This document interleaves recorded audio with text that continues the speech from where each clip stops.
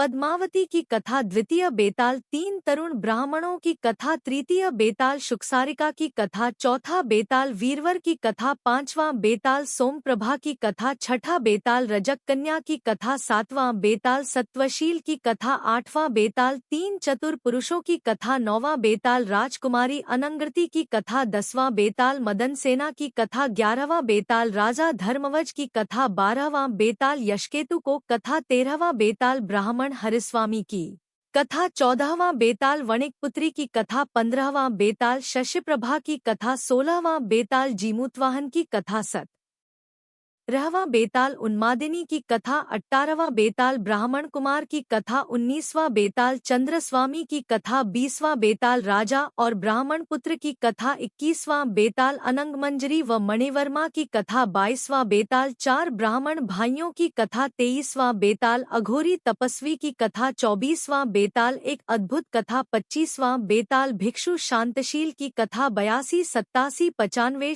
07 इल 7 24 32 37 4 45 आय 49 प्रारंभ। ठीक है, मैं ऐसा ही करूंगा।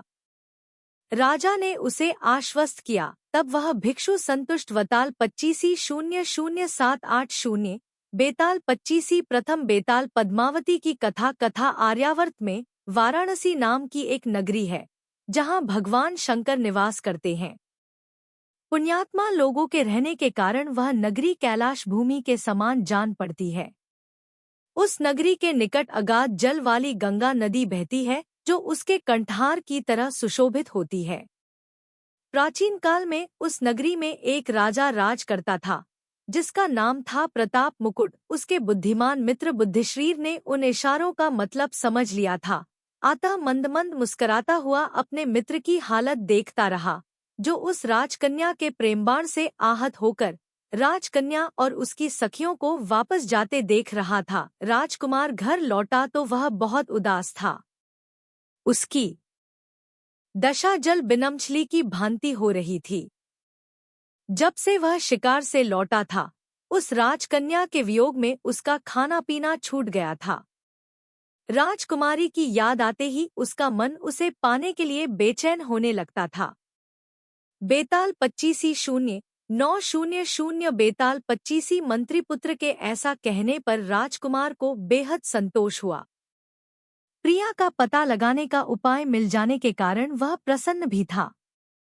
वह अपने मित्र के साथ अगले ही दिन आखेट का बहाना करके अपनी प्रिया से मिलने चल पड़ा। आधी राह में अपने घोड़े को वायुवेग से दौड़ाकर उसने अपने सैनिकों को पीछे छोड़ दिया और केवल मंत्रीपुत्र के साथ कलिक की ओर बढ़ चला। राजा कर्णोत्पल के राज्य में पहुंचकर उसने दंतवैद्य की खोज की और उसका घर देख लिया। तब राजकुमार और मंत्रीपुत्र ने उसके घर के पास ही निवास करने के लिए एक वृद्ध स्त्री के मकान में प्रवेश किया। उपहार मिलने की आशा में वह बुढ़िया तुरंत ऐसा करने को तैयार हो गई। वह बेताल 25 पद्मावती के पास पहुंची और वह संदेश पद्मावती को देकर शीघ्रता से लौट आई। इस तरह राजकुमार को आश्वासन देकर मंत्रीपुत्र बाजार में गया और अपने पास का थोड़ा सा सोना बेच आया। उससे मिले धन से उसने बुढ़िया से उत्तम भोजन तैयार करवाया और उस वृद्धा के साथ ही भोजन किया। इस तरह 10 दिन बिताकर मंत्रीपुत्र ने उस बुढ़िया को फिर पद्मावती के पास भेज दिया। बुढ़िया उत्तम भोजन के लोभ में यह कार्य करने के लिए फिर से तैयार हो गई। अंदर पहुंचकर राजकुमार ने अपनी प्रिया को देखा। पद्मावती का मुख पूर्ण चंद्र के समान था जिससे शोभा की किरणें छिटक रही थी। पद्मावती भी उत्कंठा से भरी राजकुमार के अंग लग गई और अनेक प्रकार से उसका सम्मान करने लगी। ऐसा कहकर उसने राजकुमार को जाने की अनुमति दे दी। तब रात के समय राजकुमार जिस रास्ते से आया था उसी से अपने मित्र के पास गया। पद्मावती से उसके इशारे समझाने के बारे में राजकुमार को जो बातें हुई थी, बेताल 25 03 राजकुमार ने वैसा ही किया। उसने पद्मावती को जी भरकर मदिरा पिलाई और जब वह बेहोश हो गई तो उसकी जांघ पर त्रिशूल से एक बड़ा सा दाग बना दिया और उसके गहनों की गठरी बनाकर अपने साथ ले आया। तब राजकुमार बाजार में गया और वहां उस हार को लेकर घूमता रहा। उधर दंतवैद्य की बेटी के गहनों की चोरी की खबर पाकर नगररक्षक उसका पता लगाने के लिए घूमते फिर रहे थे। राजकुमार को हार के साथ देखकर उन लोगों ने उसे पकड़ लिया। तब राजा ने अपनी एक विश्वासपात्र वृद्धा दासी को यह जांच करने के लिए दंतवैद्य के यहाँ भेजा कि वह पद्मावती के शरीर का परीक्षण कर यह पता करे कि उसकी जांघ पर त्रिशूल का चिन्ह है या नहीं। वृद्धा दासी ने जांच करके राजा को बताया कि उसने पद्मावती की जांघ पर वैसा ही एक दाग देखा है। इस पर राजा को विश्वास हो गया कि पद्मावती ही उसके बेटे को मारकर खा गई है। तब वह स्वयं तपस्वी वंशधारी मंत्रीपुत्र के पास गए और पूछा कि पद्मावती को क्या दंड बेताल 25/5 दिया जाए। मंत्रीपुत्र के कहने पर राजा ने पद्मावती को नग्नावस्था में अपने राज्य से निर्वासित कर दिया। नग्न करके वन में निर्वासित कर दिए जाने पर भी पद्मावती ने आत्महत्या नहीं की। उसने सोचा कि मंत्रीपुत्र ने ही यह सब उपाय किया है। शाम होने पर तपस्वी का वेश त्यागकर राजकुमार और मंत्रीपुत्र घोड़ों पर सवार होकर वहां पहुंचे जहां पद्मावती शोकमग्न बैठी थी। वे उसे समझा बुझाकर घोड़े पर बैठाकर अपने देश ले गए। वहां राजकुमार उसके साथ सुखपूर्वक रहने लगा। शव के अंदर प्रविष्ट उस बेताल से जब राजा ने मौन छोड़कर ऐसी युक्तियुक्त बातें कहीं, तब उनकी दृढ़ता की परीक्षा लेने के लिए अपनी माया के प्रभाव से वह राजा विक्रमादित्य के कंधे से उतरकर इस तरह कहीं चला गया कि राजा को पता भी नहीं चला। फिर भी राजा घबराया नहीं। राजा ने उसे फिर से दून निकालने का निश्चय किया और वापस उसी वृक्ष की ओर लौट पड़ा। 0000 द्वितीय बेताल 3 तरुण ब्राह्मणों की कथा। महाराज विक्रमादित्य पुनः उसी शिष्पावृक्ष के नीचे पहुंचे। वहां चिता की मटमैली रोशनी में उनकी नजर भूमि पर पड़े उस शव पर पड़ी जो धीरे धीरे कराह रहा था। उन्होंने शव को उठाकर कंधे पर डाला और चुपचाप उसे उठाए तेज गति से लौट पड़े। यमुना किनारे ब्रह्मस्थल नाम का एक स्थान है जो ब्राह्मणों को दान में मिला हुआ था। वहां वेदों का ज्ञाता अग्निस्वामी नाम का एक ब्राह्मण था। उसके यहाँ मंदरावती नाम की एक अत्यंत रूपवती कन्या उत्पन्न हुई। जब वह कन्या युवती हुई तब 3 कान्यकुब्ज ब्राह्मण कुमार वहां आए जो समान भाव से समस्त गुणों से अलंकृत थे। उन तीनों ने ही उसके पिता से अपने लिए कन्या की याचना की, किंतु कन्या के पिता ने उनमें से किसी के भी साथ कन्या का विवाह करना स्वीकार नहीं किया, क्योंकि उसे भय हुआ कि ऐसा करने पर वे तीनों आपस में ही लड़ मरेंगे। इस तरह वह कन्या कुंवारी ही रही। वे तीनों ब्राह्मण कुमार भी चकोर का व्रत लेकर उसके मुखमंडल पर टकटकी लगाए रात दिन वहीं रहने लगे। एक बार मंदारवती को अचानक दाहज्वर हो गया और उसी अवस्था में उसकी मौत हो गई। उसके मर जाने पर तीनों ब्राह्मण कुमार शोक से बड़े विकल हुए और उसे सजा संवार कर श्मशान ले गए, जहां उसका दाह संस्कार किया। उनमें से एक ने वहीं अपनी एक छोटी सी मढ़िया बना ली और मंदारवती की चिता की भस्म अपने सिराने रखकर एवं भीख में प्राप्त अन्न पर निर्वाह करता हुआ वहीं रहने लगा। दूसरा उसकी अस्थियों की भस्म लेकर गंगा तट पर चला गया और तीसरा योगी बनकर देश देशांतरों के भ्रमण के लिए निकल पड़ा। योगी बना वह ब्राह्मण घूमता फिरता एक दिन वत्रौलक नाम के गांव में जा पहुंचा। वहां अतिथि के रूप में उसने एक ब्राह्मण के घर में प्रवेश किया। ब्राह्मण बेताल 2507 रब न क प्लस समा व सके रड़ा रात दिन चलता हुआ वह योगी उस जगह पहुंचा जहां उसकी प्रिया का दाह हुआ था। वहां पहुंचते ही उसने उस दूसरे ब्राह्मण को देखा जो मंदारवती की अस्थियां लेकर गंगा में डालने गया था। इस प्रकार उन्हें बहुत समझा बुझाकर उसने वह कुटिया उजाड़ डाली। तब वह योगी पुस्तक खोलकर मंत्र पढ़ने लगा। उसने धूल को अभिमंत्रित करके चिताभस्म में डाल दिया और मंदारवती उसमें से जीती जागती निकल आई। अग्नि में प्रवेश करके निकलते हुए उसके शरीर की कांति पहले से भी अधिक तेज हो गई थी। उसका शरीर अब ऐसा लगने लगा था जैसे वह सोने का बना हुआ हो। इस प्रकार उसको जीवित देखकर वे तीनों ही कामपीड़ित हो गए और उसको पाने के लिए आपस में लड़ने झगड़ने लगे। जिस योगी ने मंत्र से उसे जीवित किया था वह बोला कि वह स्त्री उसको है। उसने उसे मंत्र तंत्र से प्राप्त किया है। दूसरे ने कहा कि तीर्थों के प्रभाव से मिली वह उसकी भार्या है। तीसरा बोला कि उसकी भस्म को रखकर बेताल 25 के अर्ध शरीर में निवास करती हो। तुम संसार की सभी स्त्रियों की शरणदायिनी हो। तुम दुखों का नाश करने वाली हो। फिर तुमने मेरे पति और भाई को मुझसे क्यों छीन लिया? मैं तो सदा तुम्हारी ही भक्ति करती रही हूँ। मेरे प्रति तुम्हारा यह कार्य उचित नहीं है।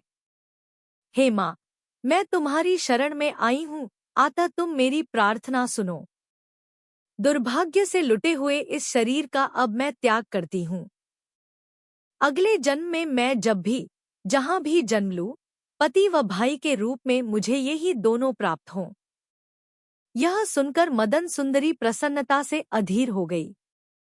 उसने अपने गले से फंदा निकाल दिया और घबराहट में बिना विचारे उसने पति का सिर भाई के शरीर पर और भाई का सिर पति के धड़ पर जोड़ दिया। तब देवी के वरदान से वे दोनों जीवित उठ खड़े हुए। उनके शरीर में कहीं कटने फटने के निशान भी नहीं थे, लेकिन सिरों के बदल जाने से उनके शरीरों में संकरता आ गई थी। अनंतर उन दोनों ने एक दूसरे को अपनी अपनी कथा सुनाकर प्रसन्नता प्राप्त की।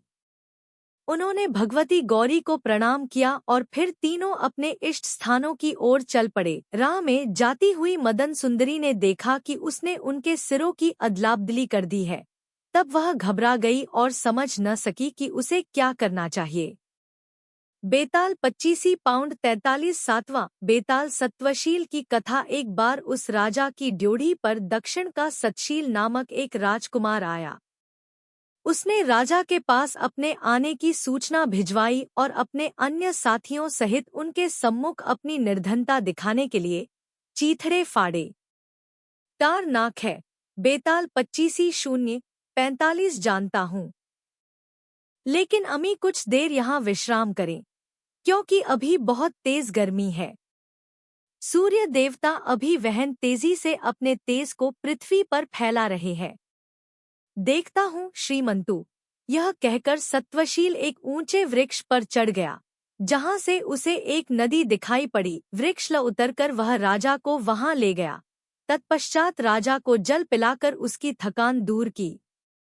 राजा के पानी पी लेने के पश्चात उसने अपने कपड़े की खून से कुछ मधुर आंवले निकाले और उन्हें धोकर राजा के समक्ष पेश किया। राजधानी में पहुंचकर राजा ने उसकी स्वामी भक्ति का वृत्तांत सबको सुनाया, लेकिन उसे भरपूर धन और धरती देकर भी अपने को उकरण नहीं माना। इस तरह सत्वशील कृतार्थ हुआ। प्रत्याशी का रूप छोड़कर राजा चंद्रसेन के निकट रहने लगा। जब उनका रोना चिल्लाना सत्वशील से न सुना गया तो वह स्वामी भक्त हाथ में तलवार लेकर अपने वस्त्र समेटकर ध्वज के निकट समुद्र में कूद पड़ा। वास्तविक कारण न जानने पर भी उसने समुद्र के इस उपद्रव का प्रतिकार करने के लिए अपने प्राणों की बाजी लगा दी। वहां उसने मेरु पर्वत के समान ऊंचा कात्यायनी देवी का मंदिर देखा, जिसकी दीवारें अनेक प्रकार की मणियों से बनी थीं और जिसके ध्वज पर अनेक वर्णों के रल टंके थे। वहां देवी को प्रणाम करके स्तुतिपूर्वक उनका पूजन करके वह यह सोचता हुआ कि यह कैसा इंद्रजाल है, देवी के सम्मुख बैठ गया। इसी समय किवाड़ खोलकर देवी के आगे वाले प्रभामंडल से अचानक ही एक अलौकिक कन्या निकल आई। उसकी आंखें इंदिवर के समान थी और शरीर खिले हुए कमल जैसा। हंसी फूलों की तरह थी और शरीर के अंग कमलनाल के समान कोमल थे। वह किसी चलती फिरती खिली कमलिनी के समान थी। अपनी सखियों से घिरी वह कन्या देवी मंदिर के प्रकोष्ठ से बाहर निकल आई, किंतु सत्वशील के हृदय से किसी भी तरह न निकल सकी। वह फिर उस प्रभामंडल के भीतर चली गई और सत्वशील भी उसी के पीछे पीछे चल पड़ा। बेताल 25 पाउंड 47 यह सुनकर सत्वशील को कुछ आशा बधी और वह नहाने के लिए उस कन्या की सखी के साथ एक सरोवर को ओर चल पड़ा जो वहीं निकट ही था। यह सोचता हुआ वह उस उद्यान में घूमने और विलाप करने लगा। कन्या से मिलने की इच्छा में उसकी दशा पागलों जैसी हो गई। सांत्वनाभरे शब्द सुनकर सत्वशील के हृदय को थोड़ा धैर्य सा मिला। तब उसने अपने साथ जो कुछ भी घटा था सब सिलसिलेवार राजा चंद्रसेन से कह सुनाया। उस कन्या ने भी राजा को देख लिया था। वह कन्या जब कात्यायनी देवी के मंदिर में पूजन करने चली गई तो राजा चंद्रसेन सत्वशील को साथ लेकर उद्यान में चला गया। 48 बेताल 25 3 बेताल 25 7 49। तुमने सही उत्तर दिया राजन, किंतु मेरे प्रश्न का उत्तर देने में तुमने अपना मौन भंग कर दिया, इसलिए मैं चला। यह कहकर बेताल विक्रमादित्य के कंधे से खिसककर पुनः उसी वृक्ष की ओर उड़ गया। राजा भी उसी प्रकार फिर से उसे लाने के लिए तेजी से लौट पड़ा। का 56 बेताल 25 8वां बेताल 3 चतुर पुरुषों की कथा पहले की तरह राजा विक्रमादित्य फिर उस शिशपा के वृक्ष के पास जा पहुंचा। बेताल को वृक्ष से उतारकर उसने कंधे पर डाला और मौन भाव से अपने गंतव्य की ओर चल पड़ा। राजा की सहमति पर बेताल ने फिर एक कथा सुनाई। बेताल 25 इस प्रकार वे तीनों भाई आपस में ही झगड़ने लगे और कछुए को छोड़कर अपने झगड़े के निपटारे हेतु उस प्रदेश के राजा के पास विटंकपुर नामक उसके नगर की ओर चल पड़े। राजा के महल में अंदर गए और राजा को सारा वृत्तांत सुनाया लूंगा। भोजन के समय राजा ने उस तीनों को बुलवाया और अपने रसोइये को कहकर उनके सामने नाना प्रकार के व्यंजन परोसवाए। भोजनदक्ष बड़े भाई ने भी उसे नाक से सूंधा पर खाया नहीं। इस पर राजा ने उन चावलों के स्रोत का पता लगवाया कि वह कहाँ पैदा किए गए थे, तो पता चला कि चावल एक ऐसे खेत के थे जो श्मशान के बिल्कुल पास था। भोजनदक्ष का कहना बिल्कुल सच था। श्मशान में मुर्दे जलते ही हैं, उन्हीं के जलने की बदबू चावलों में रचबस गई थी। बेताल 25 राजा के ऐसा कहने पर भी जब नारीदक्ष ने यह बात नहीं मानी तो राजा सोच में पड़ गया। युक्तिपूर्वक उस गणिका से पूछताछ करने पर मालूम हुआ कि बचपन में उसकी माता तथा भाई के मर जाने पर उसे बकरी का दूध पिलाकर पाला गया था। दूसरे दिन राजा ने उन तीनों को उनकी अद्भुत चतुरता और सुकुमारता के लिए 3 लाख स्वर्ण मुद्राएं दी। तब वे तीनों सुखपूर्वक रहने लगे और कछुए को तथा पिता के यज्ञ में विघ्न पड़ने से जो पाप हुआ था उसको भूल गए। जे 54 बेताल 25 बेताल राजकुमारी अनंगृति की कथा पहले की भांति उस शिशपावृक्ष के पास पहुंचकर राजा विक्रमादित्य ने बेताल को फिर से नीचे उतारा और उसे अपने कंधे पर डालकर गंतव्य की ओर चल पड़ा। तब विक्रमादित्य के सहमति देने पर बेताल ने यह कथा सुनाई। अवंती में एक नगरी है जिसे सृष्टि के आरंभ में देवताओं ने बनाया था। सर्पों और भभूत से विभूषित शिव के विराट शरीर के समान वह नगरी भी बहुत विशाल थी और ऐश्वर्य के प्रत्येक साधन से सुशोभित थी। जो नगरी सतयुग में पद्मावती, त्रेता में भोगवती तथा द्वापर में हिरण्यवती कही जाती थी, वहीं कलयुग में उज्जयिनी के नाम से प्रसिद्ध हुई। उस उज्जयिनी में वीरदेव नाम के एक राजा थे जो भूपतियों में श्रेष्ठ थे। उनकी पटरानी का नाम पद्मवती था। पुत्र को कामना से उस राजा ने अपनी पली सहित मंदाकिनी के तट पर जाकर तपस्या के द्वारा भगवान महादेव की आराधना की। यह आकाशवाणी सुनकर राजा वीरदेव की कामना पूरी हो गई। वह अपनी पली सहित अपनी नगरी में चला आया। वहां पहले उसे शूरदेव नाम का एक पुत्र पैदा हुआ और फिर उसकी पद्मवती ने एक कन्या को जन्म दिया। अपने सौंदर्य से कामदेव के मन में भी आकर्षण उत्पन्न करने वाली उस कन्या का नाम उसके पिता ने अनंगृति रखा। जब वह कन्या बड़ी हुई तब उसके योग्य पति प्राप्त करने के लिए उसके पिता ने भूमंडल के सभी राजाओं के चित्र मंगवाए। राजा को जब उनमें से कोई भी अपनी कन्या बेताल 25 अपनी कन्या अनंगृति की बात सुनकर राजा उसके लिए वैसे ही वर की खोज करने लगा। इसी बीच लोगों के मुंह से यह वृत्तांत सुनकर दक्षिण पथ से 4 पुरुष वहां आ पहुंचे, जो वीर थे, कलाओं में निपुण थे और भव्य आकृति वाले थे। दिव्य वेश वाले उन चारों पुरुषों के ऐसा कहने पर राजा सोच में पड़ गया और विचार करने लगा कि वह किसके साथ अपनी कन्या का विवाह करे। 49-68 चाह की बेताल 25-057 कौन बड़ा जटिल है। आप स्वयं ही सोचिए, उस शूद्र जुलाहे को क्षत्रिय कन्या कैसे दी जा सकती है। वैश्य को भी क्षत्रिय कन्या नहीं दी जा सकती और फिर उसे, जिसे पशु-पक्षियों की भाषा का ज्ञान है, उसका भी क्या उपयोग है। तीसरा, जो ब्राह्मण अपना स्वयं का काम छोड़कर बाजीगर बन गया है, वह भी उसके पति होने के योग्य नहीं है, क्योंकि वह ब्राह्मण अपना काम छोड़कर पतित बन गया है। अतः राजपुत्री के योग्य तो वह क्षत्रिय पुरुष है। उसी से राजपुत्री का विवाह करना उचित है जो कुल में समान है, अपनी विद्या जानने वाला तथा पराक्रमी है।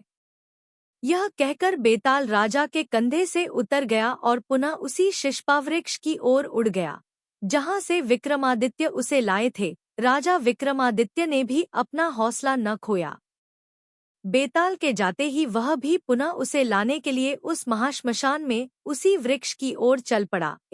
58-0 बेताल 25-10वां बेताल सदन सेना की कथा अनंतर विक्रमादित्य ने शिष्पावृक्ष के पास जाकर बेताल को वृक्ष से उतारा, अपने कंधे पर डाला और वहां से चल पड़ा। किसी समय वीरबाहु नाम का एक श्रेष्ठ राजा था, जो छोटे बड़े अनेक राज्यों पर राज करता था।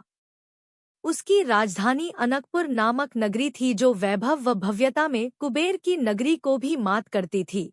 वह बहुत देर तक एक पेड़ की ओट से मदन सेना के रूप का रसपान करता रहा और जब मदन सेना अपने घर के अंदर चली गई तो उसका मन उसे पाने के लिए व्यथित होने लगा। वह दुखी मन से घर लौटा और बिस्तर पर पड़ गया। उसके कई मित्रों ने उसकी इस विकलता का कारण पूछा, किंतु धर्मदत्त कुछ भी न कह सका। सवेरे उठकर वह फिर उसी बगीचे में गया। वहां उसने मदन सेना को अकेली बैठा देखा। वह अपनी सखियों की प्रतीक्षा कर रही थी। उसका आलिंगन करने के इच्छा से वह उसके पास पहुंचा और उसके निकट झुककर प्रेम के कोमल वचनों से उसे रिझाने लगा। बेताल 25-59 मदन सेना के ऐसा कहने पर भी उस वणिक पुत्र ने बिना पूरे विश्वास के उसे नहीं छोड़ा। उसने शपथ के साथ उसे सत्यवचन में बांध लिया। तब उससे छुटकारा पाकर घबराई हुई मदन सेना अपने घर गई। विवाह का समय आने पर जब उसके विवाह का मंगल कार्य समाप्त हुआ, तब वह पति के घर आई।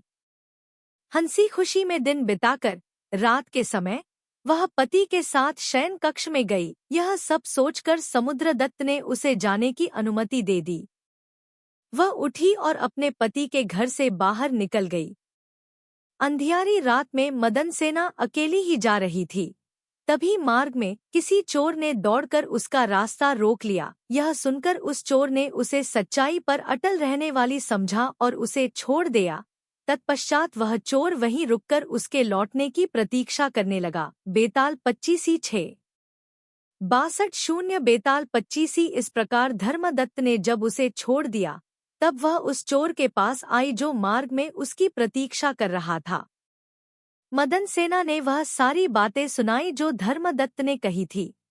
छिपकर उस सती ने अपने घर में प्रवेश किया और प्रसन्नतापूर्वक अपने पति के निकट गई। उसे देखकर जब उसके पति ने पूछा, तो उसने सारा वृत्तांत उसे बतला दिया। बेताल 25 गोतात राजा ने जब बेताल को ऐसा सटीक उत्तर दिया तो बेताल संतुष्ट होकर पुनः उसके कथे से उतरकर उसी शिष्पावृक्ष की ओर चला गया। राजा विक्रमादित्य एक बार फिर उसे लाने के लिए उसी दिशा में चल पड़ा। 66-0 वेताल 25 12वां वेताल यशकेलु को कथा पुराने समय में अगदेश में यशकेतु नाम का एक राजा था। वह राजा महापराक्रमी था। अपने बाहुबल से वह बहुत से राजाओं पर विजय प्राप्त कर चुका था। उस राजा का एक मंत्री था जो देवताओं के गुरु बृहस्पति के समान बुद्धिमान था। उसका नाम था दीर्घदर्शी। इस मंत्री के हाथों अपना राज्य निष्कंटक सौंपकर वह राजा केवल सुखभोगों में ही आसक्त रहने लगा। वह अधिकांशतः अंतःपुर में ही रहता, कभी राजसभा में न आता। स्त्रियों के बीच रंगीले गीत सुनता, हितैषियों की बात न सुनता। निश्चिंत होकर वह रनिवास में ही रमा रहता था। यद्यपि महामंत्री दीर्घदर्शी उसके राज्य का चिताभार वहन करता हुआ दिन रात एक कर रहा था, फिर भी लोग इस तरह का अपवाद फैलाने लगे कि यशकेतु तो अब नाममात्र का राजा रह गया है। मंत्री उसे व्यसनों में डालकर स्वयं ही राज्यश्री का भोग कर रहा है। बेताल 25/5/67 यह सुनते ही राजा स्नान के लिए उठकर खड़ा हो गया। यात्रा के लिए तैयार मंत्री भी उसे प्रणाम करके वहां से चला आया। उस देश के एक नगर में समुद्र किनारे एक शिव मंदिर था। दीर्घदर्शी उस मंदिर में पहुंचा और वहां मंदिर के आंगन में बैठकर श्रम की थकान दूर करने लगा। वहां देवताओं के पूजन के लिए आए हुए निधिदत्त नामक एक वणिक ने दीर्घदर्शी को देखा, जो दूर से आने के कारण धूल से भरा हुआ था और कड़ी धूप के कारण कुम्हला गया था। बहुत समय बाद दीर्घदर्शी को उसके यहाँ सोने को नर्म शया मिली थी, इसलिए वह बिस्तर पर पड़ते ही चैन की नींद सो गया। दीर्घदर्शी ने उस वणिक निधिदत्त के साथ खरीद बिक्री करते कुछ समय तक उस द्वीप में निवास किया। उस वणिक के साथ जब वह जहाज पर बैठा वापस लौट रहा था, तब उसने समुद्र की लहर के पीछे उठते हुए कल्पवृक्ष को देखा। उस वृक्ष की शाखाएं मूंगे की तरह सुंदर थी। उसके स्कंद सुवर्ण जैसे चमचमाते हुए थे और वह मनोहर मणियों वाले फलों एवं पुष्पों से शोभित था। उस वृक्ष के स्कंध पर उत्तम रलों से युक्त एक पर्यक पड़ा हुआ था, जिस पर लेटी हुई एक अद्भुत आकार वाली सुंदर कन्या को उसने देखा। हाँ, शायद यही बात है, दीर्घदर्शी बोला और उसी दिशा में देखता हुआ खामोश हो गया। बेताल 25/7/69 AG 70/7 बेताल 25 नगर के बाहर आए दीर्घदर्शी को उन गुप्तचरों ने देखा जिन्हें राजा यशकेतु ने उसको खोज खबर लेने के लिए पहले से ही नियुक्त कर रखा था। गुप्तचरों ने जाकर राजा को खबर पहुंचाई। मंत्री के बिछुड़ने से राजा दुखी था, अतः वह स्वयं ही उसको अगवानी हेतु नगर के बाहर पहुंचा और उसके गले लगकर उसका अभिनंदन किया। दीर्घदर्शी को महल में लाकर राजा ने उसकी यात्रा का वृत्तांत पूछा तो दीर्घदर्शी ने सुवर्णद्वीप तक के मार्ग का सारा वृत्तांत उसे कह सुनाया। इतने में उतराती हुई उस अलौकिक कन्या का वृत्तांत भी उसने राजा को सुनाया, जो अद्वितीय सुंदरी थी और जिसे कल्पवृक्ष पर बैठकर उसने गाते देखा था। राजा ने अपनी बात के विरोध में मंत्री को कुछ कहने ही नहीं दिया और बहुत दिनों से उत्सुक उसके परिजनों के पास भेज दिया। वहां बहुत हंसी खुशी भरे वातावरण के होते हुए भी दीर्घदर्शी उदास ही रहा, क्योंकि स्वामी यदि असाध्य कार्य को तत्पर हो तो मंत्री कैसे खुश रह सकता है। मुनि की बातें सुनकर राजा बहुत प्रसन्न हुआ। वह मुनि को प्रणाम करके आगे बढ़ा। अनेक देशों, नदियों और पहाड़ों को पार करता हुआ वह समुद्र तट पर जा बेताल 25/077 पहुंचा। वहां मुनि के कथनानुसार उसकी भेंट लक्ष्मीदत्त नामक उस वणिक से हुई, जो सुवर्णद्वीप जाने की इच्छा रखता था।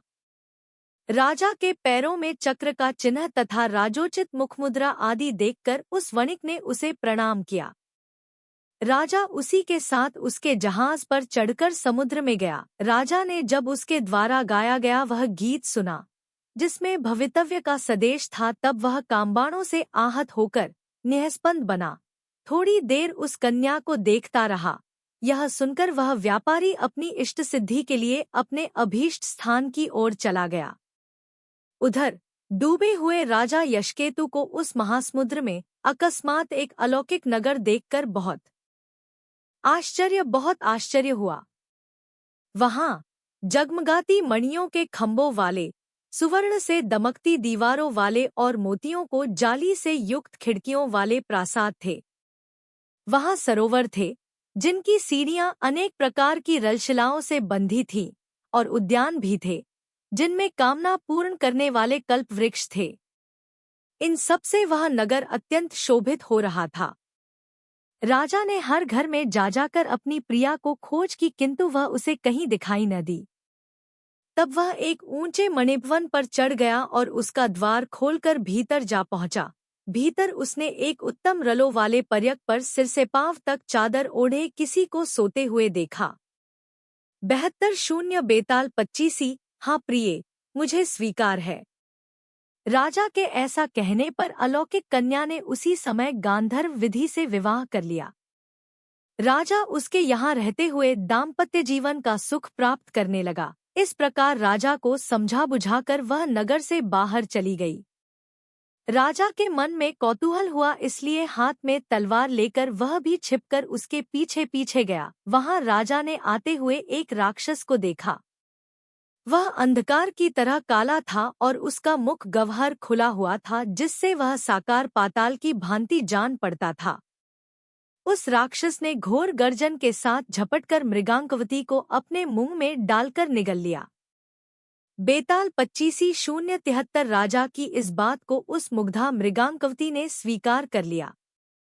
तब वह अपनी प्रिया के साथ उद्यानों एवं वापियों में 6 दिन तक विहार करता रहा। 7वें दिन वह युक्तिपूर्वक अपनी प्रिया को उस भवन में ले गया जहां वह वापिका थी, जो भूलोक में पहुंचाने वाली यांत्रिक द्वार के समान थी। वहां मृगांकवती के गले में हाथ डालकर वह उस वापी में कूद पड़ा और उसके साथ अपने नगर के उद्यान की वापी में जा उतरा। वहां अपनी प्रिया के साथ आए राजा को उद्यान के मालियों ने देखा और प्रसन्न होते हुए उन्होंने मंत्री दीर्घदर्शी को इस बात की सूचना पहुंचाई।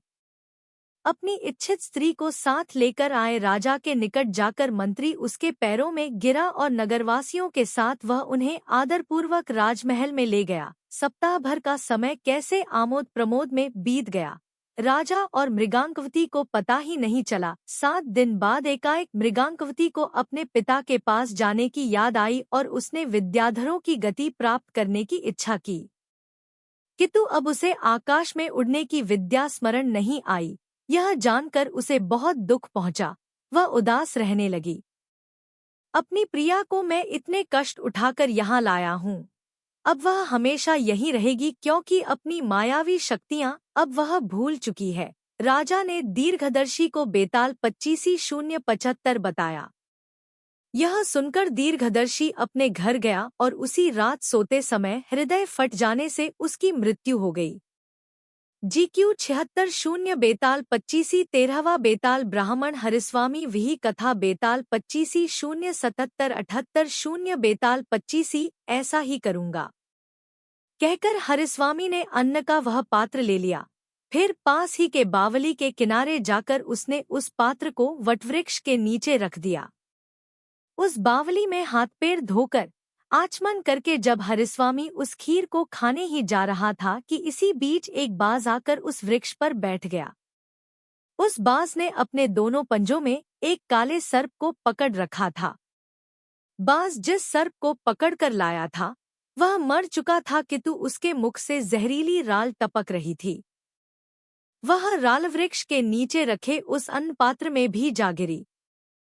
हरिस्वामी ने यह सब नहीं देखा था, आता उसने उस खीर को खा लिया। यद्यपि वह स्त्री निर्दोष थी और उसने अतिथि का सत्कार भी किया था, फिर भी यज्ञ करने वाले उस ब्राह्मण ने अतिथि का वध करने का आरोप में क्रुद्ध होकर अपनी पली को घर से निकाल दिया। उस साध्वी ने यद्यपि उचित कार्य किया था, फिर भी उसे झूठा कलंक लगा और उसकी अवमानना हुई, इसलिए वह तपस्या करने के लिए किसी तीर्थ स्नान को चली गई। अनंतर धर्मराज के सम्मुख इस बात पर बहस हुई कि सांप, बाज और खीर देने वाली उस स्त्री में से ब्राह्मणवध का शाप किसे लगा, लेकिन कोई निर्णय नहीं हो सका। किसे लगा जानते हुए भी तुम अगर नहीं बताओगे तो तुम्हें पहले वाला ही शाप लगेगा। मील बेताल 25:58 चीधावा बेताल वणिक पुत्री को कथा आर्यावर्त में अयोध्या नाम की एक नगरी है।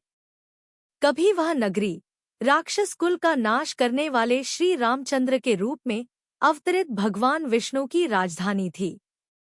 वहां वीरकेतु नाम का एक महाबाहु राजा हुआ करता था, जो उसी प्रकार उस नगर की रक्षा करता था जैसे नगरी की रक्षा उसकी चारदीवारियां करती है। पुरवासियों के ऐसा कहने पर राजा ने पहरेदारों को आदेश दिया कि वे छिपकर रात के समय उन चोरों का पता लगाएं। पहरेदारों ने उन चोरों को पकड़ने का भरसक प्रयास किया किंतु वे उन चोरों को पकड़ने में असफल रहे। तब राजा ने स्वयं ही उन्हें पकड़ने का निश्चय किया और एक रात अकेला ही उन्हें पकड़ने के लिए निकल पड़ा। जब रात के समय राजा शस्त्र लेकर चोरों की खोज में घूम रहा था तो एक जगह 82 वेताल 25 उसने एक अकेले व्यक्ति को एक मकान की चारदीवारी कूदते हुए देखा। वह व्यक्ति बहुत सतर्कता पूर्वक चल रहा था। उसकी आंखें शंकित और चंचल थी तथा वह बार बार मुड़कर पीछे देखने लगता था। राजा को संदेह हुआ कि अवश्य ही यही वह चोर है जो नगर में चोरियां किया करता है। ऐसा सोचकर वह चोर के निकट पहुंचा। चोर ने उसे अपने समीप आया देखकर उसे भी कोई चोर समझा और जब उसने राजा से उसका परिचय पूछा तो यह कहकर राजा ने उस चोर को संतुष्ट किया कि वह भी एक चोर है। चोर का ठाट बाट देखकर बहुत कुछ अनुमान लगा चुका था। अतः उसने दासी के कथनानुसार उस समय वहां से पलायन करना ही उचित समझा और वह चुपचाप वहां से निकलकर अपने महल लौट आया। महल में पहुंचकर उसने तुरंत अपनी सेना की एक बड़ी सी टुकड़ी को तैयार किया और सैनिकों को ले जाकर उस चोर के आवास को चारों ओर से घेर लिया। चोर ने जब इस प्रकार अपने को घिरा हुआ देखा तो वह समझ गया कि उसका भेद खुल गया है, इसलिए वह मरने का निश्चय करके युद्ध के लिए बाहर निकल आया।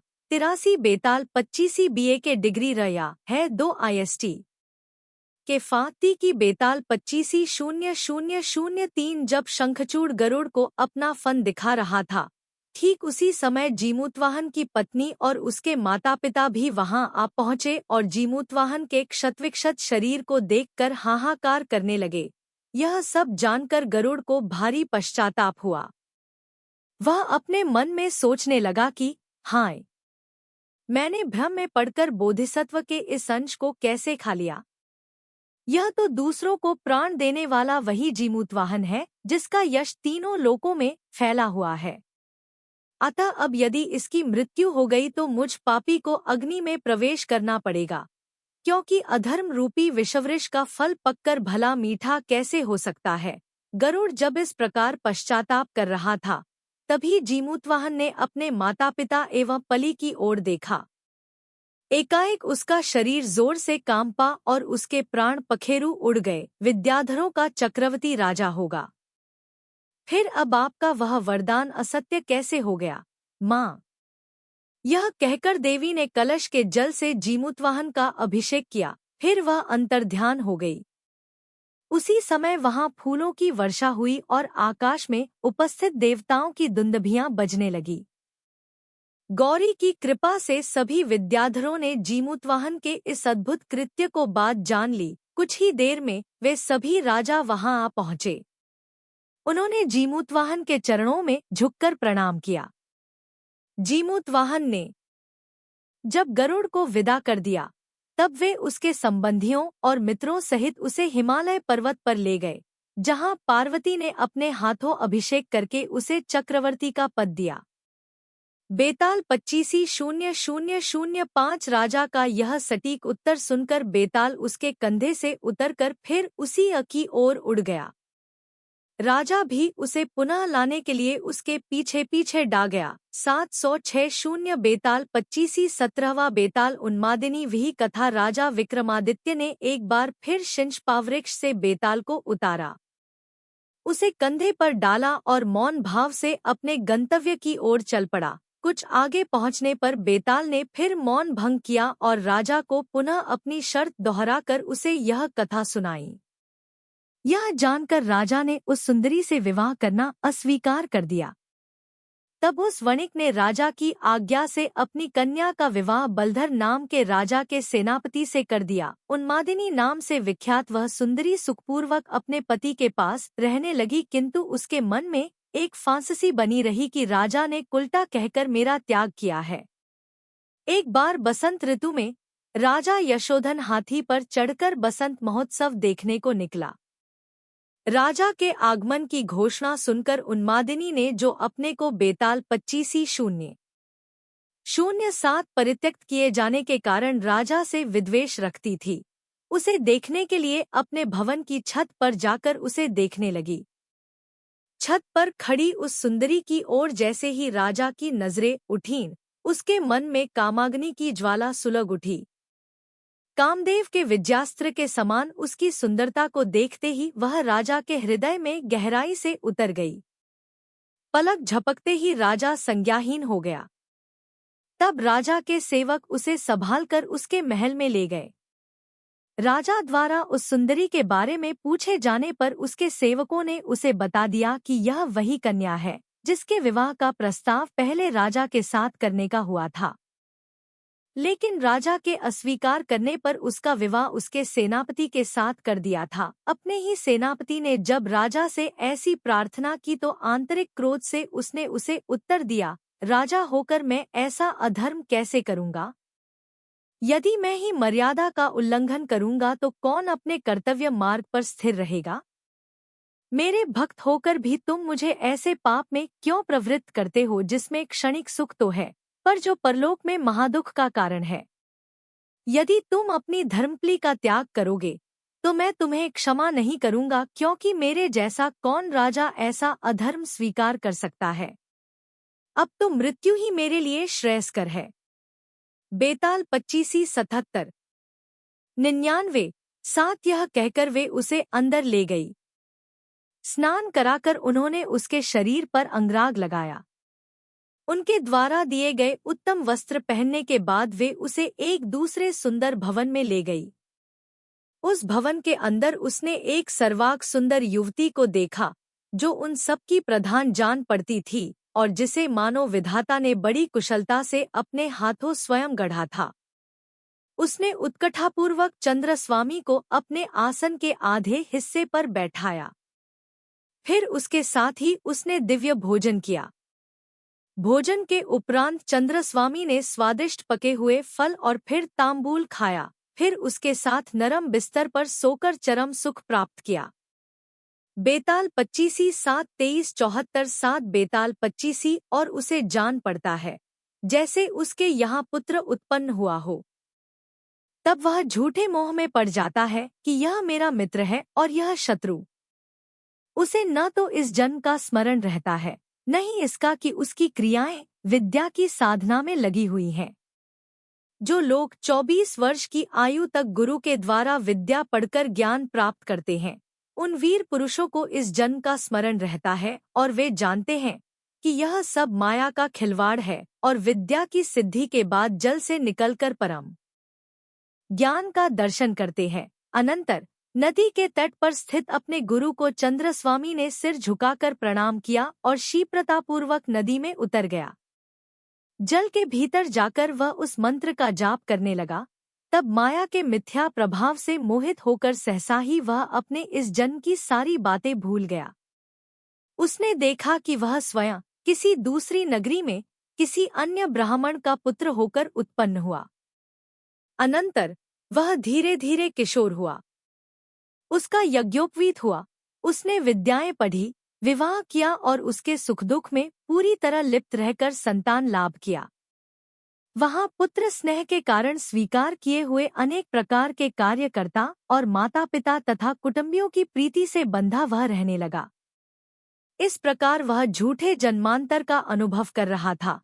तभी समय जानकर उसके गुरु उस तपस्वी ने चेतना उत्पन्न करने वाली अपनी विद्या का प्रयोग किया। उस विद्या के प्रयोग से शीघ्र ही उसने चेतना प्राप्त की। उसे अपने गुरु का स्मरण हो आया और उसने मायाजाल को भी पहचान लिया। दिव्य और असाध्य फल की प्राप्ति के लिए जब वह अग्नि में प्रवेश करने को उद्यत हुआ तब वृद्ध और विश्वासी उसके गुरु एवं उसके कुटुंबीजन उसे ऐसा करने से बेताल 25-00-75 तब इस रहस्य को जानने की इच्छा से उसके गुरु ने अपनी विद्या का स्मरण किया। वह विद्या न तो उसके सम्मुख ही प्रकट हुई और न उसके शिष्य के सम्मुख ही। तब वे दोनों ही अपनी विद्या को नष्ट हुआ जानकर दुखी होकर वहां से चले गए।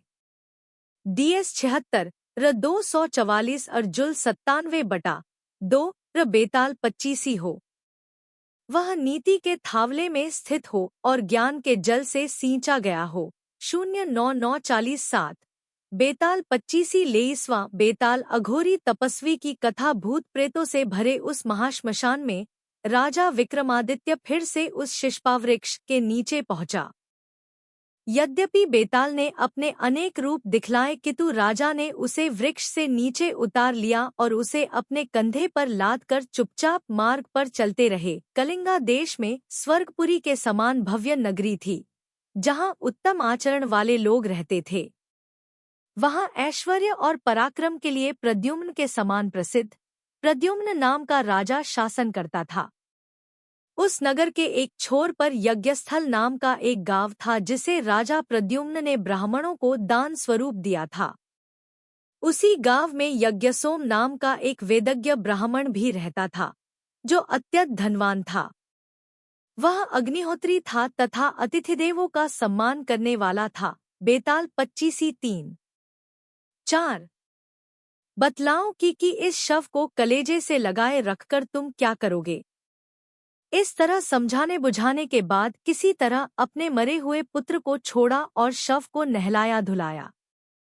तब उसे एक पालकी में रखकर आंसू बहाते तथा रोते पीटते वे बंधु बांधव जो वहां इकट्ठे थे श्मशान ले गए। कुछ देर बाद वह तपस्वी हंसता हुआ अपनी कुटिया से बाहर निकलकर वहां पहुंचा जहां ब्राह्मण कुमार को दाहकर्म के लिए लाया गया था। उसने देखा कि लोग तरुणाई के द्वार पर खड़े उस बालक के लिए शोक कर रहे हैं। बुढ़ापे से क्षीण उस योगी ने बालक के शरीर में प्रवेश करने का निश्चय किया। झटपट एकांत में जाकर पहले तो वह जी खोलकर रोया, फिर अंगों के उचित संचालन के साथ शीघ्रता से नाचने लगा। पल भर बाद यौवन की इच्छा रखने वाले उस तपस्वी ने अपना शरीर छोड़कर उस ब्राह्मण पुत्र के शरीर में प्रवेश किया। बात ही बात में सजाई हुई चिता पर वह ब्राह्मण पुत्र जीवित होकर जम्हाई लेता हुआ उठ बैठा। यह देखकर वहां उपस्थित सभी लोग आश्चर्यचकित रह गए। ब्राह्मण पुत्र के 42-4 बेताल 25-8-43 इस प्रकार उस तपस्वी ने, जिसने व्रत का दृढ़ निश्चय कर रखा था, वहां एकत्र हुए हर्ष और शोक से विह्वल सब लोगों को समझा बुझाकर घर लौटा दिया। तत्पश्चात उसने उस जगह जाकर जहां उसका पहला शरीर पड़ा हुआ था, वह मृत शरीर एक गड्ढे में डाला और व्रत धारण करके युवा शरीर में वह महायोगी कहीं अन्यत्र चला गया। 24वां बेताल एकु अद्भुत वाथा राजा के ऐसा कहने पर भय के कारण रानी चंद्रावती अपनी कन्या को साथ लेकर तत्काल वन में चली गई। कुछ देर उपरांत ही वे लुटेरे भील राजा के पास बेताल 25-0-45 पहुंच गए और अपने अस्त्र शस्त्रों से राजा पर टूट पड़े। राजा ने अपनी समस्त शक्ति से उनका मुकाबला किया। उसने अपने तीरों से अनेक लुटेरों को मार गिराया, पर अंततः लुटेरों ने उस पर सामूहिक रूप से आक्रमण किया और उसे मारकर उसके शरीर के समस्त आभूषण उतारकर ले गए। जब वे दोनों विलाप करती हुई उन मामबेरी के निकट पहुंचे तो दोनों स्त्रियां सहमकर चुप हो गई। उन्होंने उन बाप बेटे को भी कोई लुटेरा ही समझा था, लेकिन जब राजा ने उन्हें अपना परिचय देकर निर्भय होने के लिए आश्वस्त किया, तब वे दोनों स्त्रियों को अपने घोड़े पर बिठाकर अपने महल ले आए। महल में पहुंचकर उन पिता पुत्र में आपस में यह वार्तालाप हुआ कि अब उन स्त्रियों के साथ विधिपूर्वक विवाह कर लेना चाहिए। दिए गए वचन के अनुसार राजा चंद्रसिंह के पुत्र सहपराक्रम ने रानी चंद्रावती को अपनी पली बनाया, क्योंकि उसी के पैर छोटे थे, जबकि राजा चंद्रसिंह को उसकी बेटी लावण्यवती से विवाह करना पड़ा क्योंकि उसके पैर बड़े थे। इस प्रकार पैरों की गड़बड़ी से उन पिता पुत्रों ने क्रमशः बेटी और माता से विवाह कर लिया। चंद्रावती अपनी ही बेटी की बहू बन गई। समय पाकर उन दोनों को पुत्र एवं कन्याएं उत्पन्न हुई और फिर उनके भी बेटी बेटे हुए। 46-4 बेताल 25-47 बेताल की बातों से प्रसन्न हुए राजा विक्रमादित्य भी उस शव को लादे वटवृक्ष को ओर चल पड़ा जहां उस भिक्षु ने उसे पहुंचने के लिए कहा था। मील 748 पहना फिर कुछ देर के लिए ध्यानस्थ हो गया। बेताल 25 पाउंड 49 राजा ने उसका सीना फाड़कर उसका हृदयकमल भी निकाल लिया और वह सिर और हृदयकमल बेताल को अर्पित कर दिया। यह कहकर भगवान शिव ने वह खड्ग राजा को दे दिया और वचनरूपी पुष्पों से पूजित होकर वे अंतर्ध्यानी हो गए। अब तक रात बीत चुकी थी, सवेरा हो रहा था। राजा ने देखा कि सारे कार्य समाप्त हो चुके हैं, अतः वह अपने नगर लौट गया। 50 बेताल 25 साकण बेड एस बन 6 भ्या 3 मेड है 4 लनध शखा 5 हर उत्कलिली बेताल 25 05 जीत 7 रिकिया और अंत में वह भगवत स्वरूप को प्राप्त हुआ।